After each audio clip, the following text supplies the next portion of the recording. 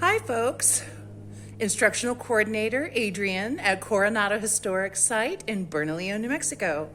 Today, as part of our ongoing series highlighting the native plants of Coronado Historic Site and the Rio Grande Valley, I am going to introduce you to a new plant.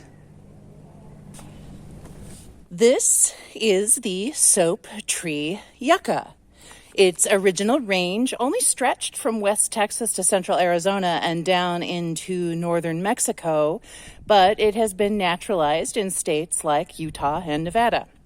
This perennial was considered a member of the agave family, but is now considered a member of the asparagus family. Its scientific name is Yucca Alata. Alata comes from the Latin word meaning elevated. It likes to grow in dry, sandy plains, mesas, and desert washes, as well as in desert grasslands. It is very drought tolerant and cold hardy down to about 0 degrees Fahrenheit. It requires virtually no maintenance and can survive solely on rainfall once established. The Soaptree Yucca is an evergreen, palm-like shrub or small tree growing 10 to 18 feet high. It has a gray trunk covered with dead leaves. It is usually unbranched and has very long, narrow, leathery leaves.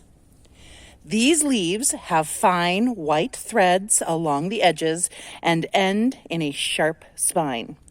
In the spring, the yucca will grow a 3 to 6 feet tall bloom stalk that looks remarkably like asparagus. Beginning in May, creamy white bell-shaped flowers bloom in clusters on the stalk. The erect fruit matures into an oblong capsule up to 3 inches long with chambers filled with flat black seeds. The capsule splits open when dry. The Soaptree Yucca's flower is long and narrow, and there's only one creature on the entire planet that can pollinate it, the Yucca Moth. Without this moth, the yucca plant can't reproduce. In turn, the yucca moth does not gather pollen from any other plant. The female moth gathers pollen under her head and travels to another flower to lay her eggs.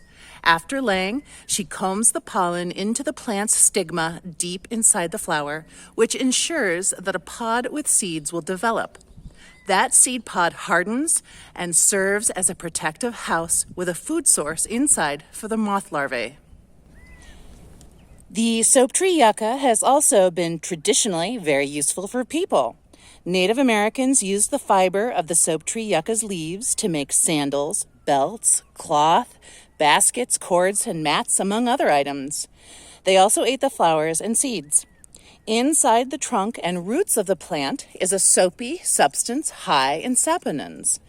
In the past, this substance was commonly used as soap and shampoo. At least one tribe, the Zuni, used a mixture of soap made from yucca sap and ground aster to wash newborn babies to stimulate hair growth. The Apaches also used yucca leaf fibers to make dental floss and rope.